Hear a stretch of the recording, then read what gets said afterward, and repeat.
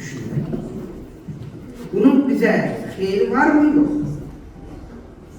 Bunun insanlığa, cemiyetimize xeyri var mı yok? Bunun təbiətimize ziyanı var mı?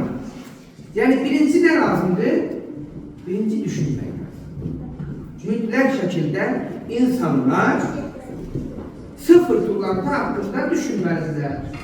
Ona göre de ilk önce düşünmektir. Yaxşı, düşündük. Belə qərara gəldik ki, iki fantal bize çoxdur. Bize biri de bəsdir. Düz değil. Biz ne ediyoruz da? İkinci fantadan imtina edirik. Ona göre ikinci nedir?